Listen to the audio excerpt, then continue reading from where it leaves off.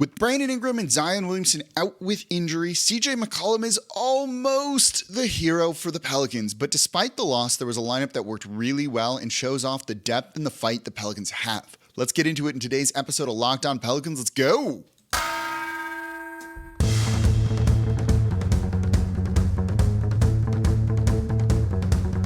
You are Locked On Pelicans, your daily New Orleans Pelicans podcast.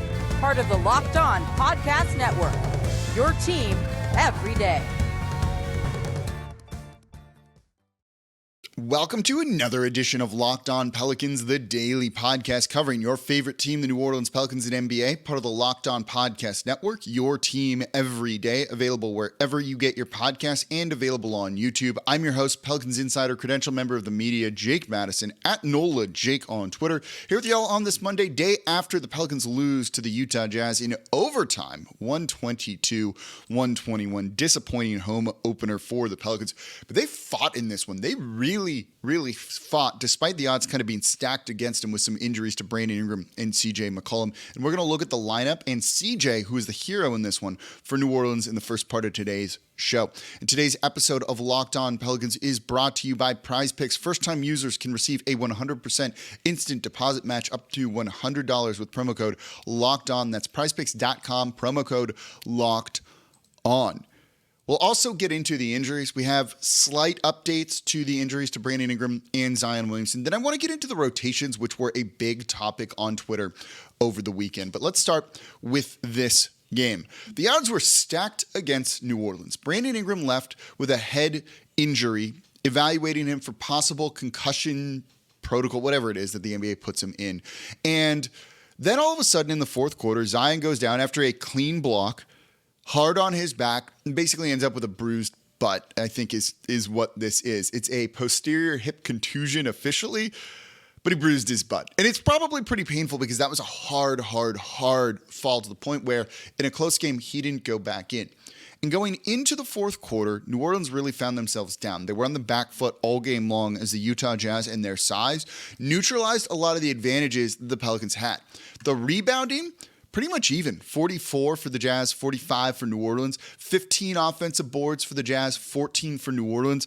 This was a heavyweight fight of teams with, at times, different play styles, really taking big swings at one another. And at one point, the Pelicans found themselves down by as many as 15 in the second half. But going into the fourth quarter, without Zion, without McCollum at this point, because Zion in the fourth played a little bit, but was largely ineffective during that time after the injury, finishing with just 1 point, by the way, in the fourth quarter. The Pelicans went small. Valanciunas, who was the hero for the Pelicans in Friday night's win over the Charlotte Hornets, and we're not even going to really touch on that game right now, was finding this game hard. A hard-fought battle where he just couldn't score inside. He was 2 of 11 from the field. Basically didn't play much in the fourth quarter, and so it came down to small ball. And then McCollum started to cook. He led the Pelicans on a 20-3 run, finished with 9 points in the fourth on 4 of 6 shooting. That small ball lineup, and in particular the small ball pick and roll with him and Larry Nance Jr., was really effective. You also throw Trey Murphy into that mix to hit a couple of threes. He hit 2 and just do what he needed to do. He finished with 9 points in the fourth, and they managed to tie the game up, send it to overtime where we'll get into the refs in a minute because we do need to talk about them. Things just didn't go the way New Orleans would have wanted. But again, down Zion, down BI, with an ineffective Jonas Valanciunas, to have the game go to overtime and only lose by 1, in a sense, it's a little bit of a win. And if New Orleans is finding success with the small ball lineup, it's worth it. The loss sucks. It would be nice to be 3-0, but 2-1 with a much better start than last year, and seeing the fight that this team has, you should feel really good about that if you're a Pelicans fan. We've wondered where their small ball lineup's going to come from. Is it with Trey Murphy at the 5? And in this game, while he was out in the small ball lineup, it's Larry Nance Jr. at the 5. That's your small ball center. We learned that in this game. We've learned that from the past 2 games, and it seemed like it was going to be that way all season long. But with Larry Nance Jr. playing the 5, things opened up. CJ had a lot of space. And as that game went on, as the fourth quarter went on, you saw that pick and roll between them creating a little bit of space for McCollum because Larry Nance Jr. being kind of shifty down low, rolling, really being a threat that way. And then once CJ started heating up, he started drawing those defenders out. And then late in the fourth, you finally saw him hit Larry Nance Jr. On a short roll for an easy bucket that kept this team in it. This was worth the loss to figure out that you have this kind of fight in you, that you have that kind of lineup that can be effective during all of this. Also of note, that lineup also featured Jose Alvarado, the small ball lineup that really worked for New Orleans. Jose Alvarado, I have the stats here in front of me, CJ McCollum, Trey Murphy, Larry Nance Jr., and it's a couple of different guys that really rounded that up, but mainly just Herb Jones doing that job as the other guy. That worked. You saw Devonte Graham minutes in this one that weren't particularly great, and the Devonte Graham CJ lineup just isn't there enough defensively. But when you put Jose Alvarado in that as kind of that other point guard to steady the offense, to play a lot of defense, and he was key in the fourth quarter, right? He had a couple of plays that forced turnovers, different things like that got New Orleans in fast break opportunities, got him down the court for an easy bucket. He hit a shot himself that was very key, just settled that offense down. With CJ McCollum's shot making, Larry Nance Jr. being able to go out there and rebound and do everything they needed to. And in the fourth quarter, you saw them get the rebounding advantage finally over the Utah Jazz, 13-19, forced the Jazz into missing their shots while they went out and scored. Things started to break well for New Orleans, and it's CJ McCollum. And this is why they signed him to an extension. I know there were some people that didn't like that. But when you saw his play in the fourth quarter and overtime too, where he was just as important, right? Even though New Orleans did not get a friendly whistle during that period. But he had 6 of their 11 points in overtime. If you didn't think that was a good extension for CJ McCollum or you didn't like it, New Orleans gets run out the building, run out of the Smoothie King Center without him in this game. I joked in the short I did on Friday that maybe it's a big 4 with Jonas Valanciunas, but he did not play like that in this game. And the size and length of the Jazz bothered him. But when you have guys that can move and with a lot of athleticism like Larry Nance Jr., that's an important thing. Being able to get stops, being able to defend out in space, particularly against bigs that can shoot the 3 and are pretty mobile in Olenek and Marketing, in other guys for the Utah Jazz. That's pretty important. Vanderbilt's the other one that I was thinking of right there. You needed a guy like Larry Nance Jr. You needed CJ hitting these shots. That was the lineup that worked. Small ball lineup. There's something there.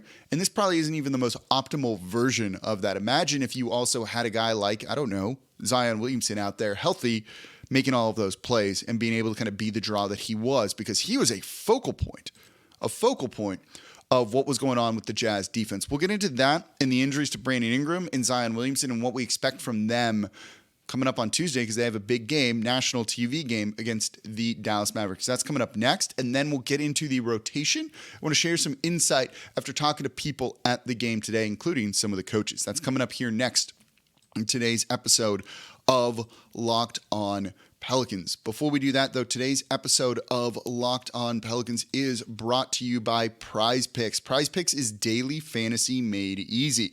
Tonight, I'm taking Luka Doncic to score less than 26.5 points. I'm going to do that on Tuesday. LeBron to have more than 7.5 rebounds, though the Lakers lose, and Durant to have less than 6.5 assists.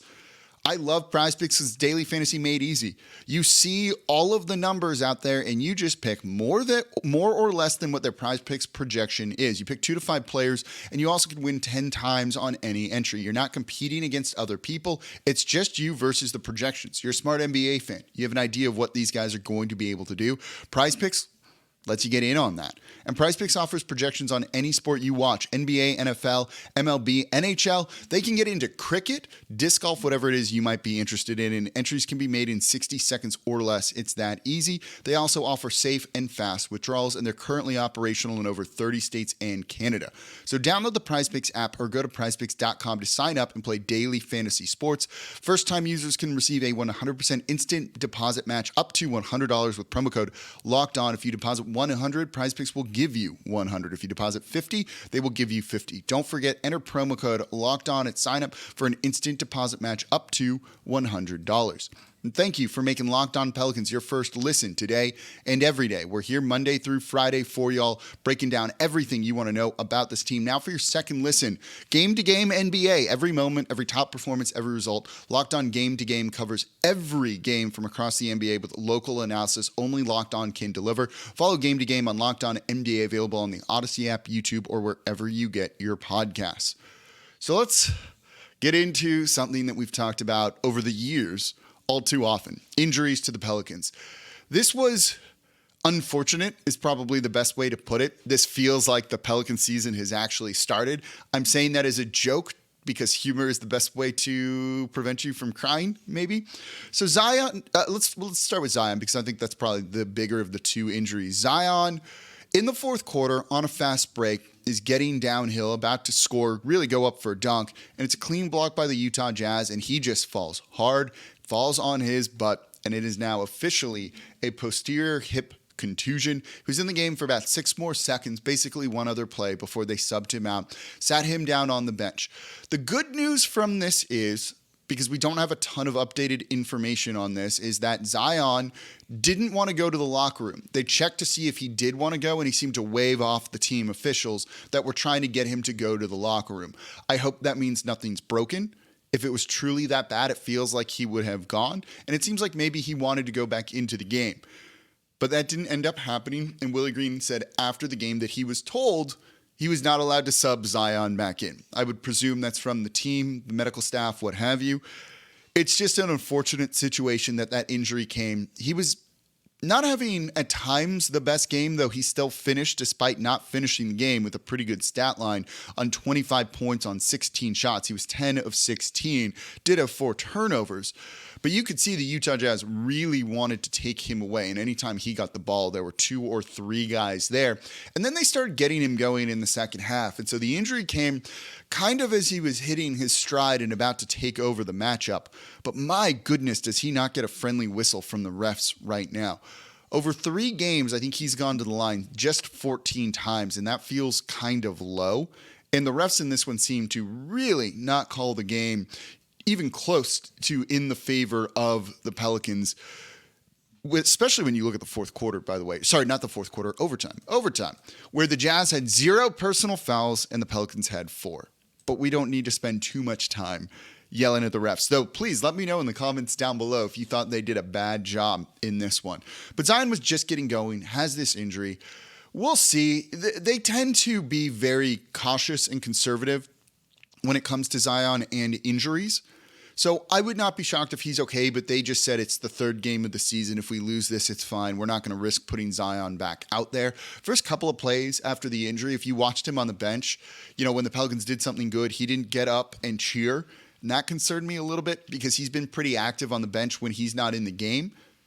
But then you saw him up and doing things after the fact. So we'll wait and see. We'll probably get an update today, tomorrow, depending on when you're listening to this. The more long-term concern could be for Brandon Ingram, who took a shot to the face from Naji Marshall. It was a complete accident. Seemed to be favoring his eye, checked himself out of the game. They seemed like they were working on his face. I think he had a nosebleed from that injury because they plugged his nose up, his right nostril, I can't remember now. And he went back in the game, then was in the game for all of about 20 seconds before checked himself out, and then they went to the locker room. They said it is a head injury. They were evaluating him for concussion symptoms. They didn't give us an update after the game. I don't know when we will get something like that. That could be a concern, as it seems like it could keep him out a little bit longer. Just kind of one of those freak plays, but BI is pretty tough. Injuries tend to affect him, I think, a little bit worse than some other guys. But if he's healthy, I have no doubt he'll really want to play. But just disappointed to see both those guys leave in the same game after an offseason of, a couple questions about their health. And then they seemed healthy, looking good the first 2 games for this to come up. But I guess it's also more credit to CJ McCollum for what he was able to pull off with those 2 guys on the bench. I don't know if we'll see, and this is like really early. It's 10 p.m. as I'm recording this on Sunday night. I don't know if we'll see Brandon Ingram on Tuesday. I think we'll probably see Zion. I wonder if that's just being overly cautious after a fall that was pretty violent looking, even if it was a clean play overall. But the Pelicans, the refs. They have no idea how to officiate Zion. That's a segment for another day. We'll see if that keeps up, and that's something we'll have to talk about in the future. But right now, I'd be willing to bet, and this is my just initial guess, and I am not a doctor whatsoever, that we probably won't see BI on Tuesday. We will see Zion, but that's just an early guess, kind of based on my, not doctor-ish evaluation. So coming up, I want to get into the rotations. Hot topic. Are you happy with them? Are you not? But I want to kind of explain what's going on and why Willie Green is doing some of the things that he is doing. That's next here in today's episode of Locked On Pelicans. Before we do that, though, today's episode of Locked On Pelicans brought to you by BetOnline.net. BetOnline, your number one source for betting football and the start of the new basketball season. So you can find all the latest player developments, team matchups, news, podcasts, analysis on every single game. And as always, BetOnline remains your continued source for all your sports wagering information. Live in-game betting, if you thought the Pelicans were going to come back and win that one, or even just get it to overtime in the fourth quarter, you could have bet it with updated odds. And they would have been in your favor, and you would have won. Plus, they have up-to-the-minute scores for every sport out there. So it's the fastest and easiest way to check in on all of your favorite games and events, including the MLB postseason, NFL, and of course the NBA. So head to the website today, use your mobile device to learn more about the trends and action happening over at betonline.net. BetOnline, where the game starts. And thank you for making Locked On Pelicans your first listen today and every day. We're here Monday through Friday, completely free. No one else coming to you like this. And now for your next listen, check out the Locked On Sports Today podcast. The biggest stories of the day, plus instant reactions, big game recaps, and the take of the day. It's available on the Odyssey app, YouTube, and wherever you get your podcasts. So the Pelicans and their rotations. There was a lot made about this on Twitter, and I think it's a little overblown for the second or third game of the season to really be worrying about this. But I get where a lot of people are coming from. And in the NBA, ideally what you want to be doing is running a 9 or 10-man rotation. You can't always do that, and things are going to change on a game-by-game basis depending on what's happening. But 9 or 10 guys is probably about what you want to do. But there are some not hard and fast rules, but there's things you really want to stick to. And so I talked to a number of people in the arena, including some of the Pelicans coaches, about this before the game on Sunday night to kind of get a sense of why are they playing all of these guys. And when you look at it, they're playing 10 guys. They're playing 10 guys right now if this team is healthy. Brandon Ingram, CJ, Zion, Herb, JV, Trey Murphy, Larry Nance Jr., Jose Alvarado, Devonte Graham, and Naji Marshall. 8 of those I don't think anyone has a problem with. It's the Devonte Graham and Naji Marshall minutes that people seem to be a little bit concerned about, right? So here's the thing with that. And I talked about this on the show the other day, and this is why it's helpful to be able to talk to people who know more about basketball than I do and kind of hear it from them and then be able to explain that to you on a show like this. It's not always as simple as, okay, Devonte Graham is averaging 13 minutes per game. He and Naji Marshall are averaging 13 going into this game against the Utah Jazz, and say, take 6 minutes from Devonte Graham, give him 7 minutes per game, and give those 6 minutes to Trey Murphy so that you get him closer to 30 minutes per game.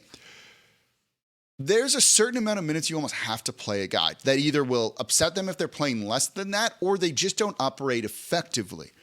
If Devonte Graham is playing 13 minutes, you're looking at about, say, 2 7-minute stints. I think that's fair to say. Same for Naji Marshall. If you take 6 minutes away from them and they're getting 8 minutes per game, let's say, and they're playing 2 4-minute stints, can you really do much? Is that an effective use of that player's time? Or at that point, should you just cut them from the rotation entirely? And this goes back to something that the Pelicans really learned when it came to Jrue Holiday. He played well in 8-minute bits, spurts, stints, however you want to look at it. And any minute he played over that, it really went down, but he was good for those 8 minutes. But you also need to get guys warmed up and in the flow of the game. So playing a guy for 2 minutes, 3 minutes, 4 minutes at a time doesn't really accomplish a whole lot other than putting a body out there on the court. And if that's the minimum you're going to play him for, well, then you should just cut him from the rotation entirely. And maybe you could argue that's what they should be doing for Devonte Graham and Naji Marshall, though I think Naji Marshall's minutes have actually been really good. Devonte Graham less so. But either you cut them or you've got to leave their minutes where it is. You can't really reduce their minutes much. So it's either a 0 or kind of at the minimum 15 for the way they like to use guys. And Zion and the way they're using him, which is kind of in 3 to 4 spurts over the game right now. Brandon Ingram plays 3 spurts. Starts the game, you end the first half, start of the second half, then end the fourth. Is playing in kind of 3 runs. Zion's kind of going to 3, closer to 4 with the way they're using him, which means you have to run through more guys. And if you're going to put him on the court, you got to leave him kind of out there for a minimum amount of time. So you could claim that they should just cut those minutes. Devonte Graham and Naji Marshall, you have 26 more minutes to give around. You could give 8 of those to Trey Murphy. You could give more of those minutes to Larry Nance Jr. Maybe even Jose Alvarado is playing a little over 15 per game right now. That's fine. But I don't know if you need to be running totally just a pure 9-man rotation at the start of the season, particularly in a game where you blew out the Brooklyn Nets. You came back to win and took over late in the fourth, took over in that game against the Charlotte Hornets and had a tough matchup with injuries to the Utah Jazz. Guys are going to go down. Injuries are going to come up. Maybe it's better that Naji Marshall has had some run in those first 2 games so that he was ready to go in this game. And I thought his minutes in this game were overall pretty good. So I see why Willie Green is running a 10-man rotation right now. I don't think you need to do this over the course of the whole season. But I think right now that seems probably about right for what the Pelicans need. And as the rotation and the team stays healthy, let's say, tightens up everything, the rotation tightens up. You give more minutes to your best guys when you kind of hit the real stretch of the season, which will be coming up soon enough. But it's still so early, there's no risk in burning guys out, particularly after Brandon Ingram played 38 minutes against the Charlotte Hornets. So keeping those guys out there, getting them some run to be ready to play when their number's called, and it was called in this game, I don't think is the worst thing. You want to get down to 9 or 10 guys. Cutting one of those, probably more Devonte Graham than anyone else, is maybe the way to go eventually. We're just not there yet. So it's something to keep an eye on, but not something that is like full 5-alarm panic just yet. And if these injuries to Brandon Ingram and Zion Williamson do linger longer, you're going to be glad those guys played over the first 2-3 games than had they not. So overall, I think Willie Green is doing a fine job with the rotation. And if this becomes a problem throughout the season, if it's game 30, 40, 50, and he's still running 11 guys out there, I'm going to probably not love that. But right now, I do think it's okay. So more to come tomorrow. I want to look at the defense over these first 3 games because they did struggle in this Utah Jazz game. We'll get into that and break that down a little bit more and get you set for the upcoming game against Luka Doncic and the Dallas Mavericks. And as always, I'm your host, Jake Madison, at NolanJake on Twitter. Subscribe to Locked On Pelicans wherever you get your podcasts. Hope you enjoyed the overtime game if you were there in the Smoothie King Center. It was loud. It was like a playoff game in there. It was a lot of fun. And as always, we'll be back with y'all tomorrow.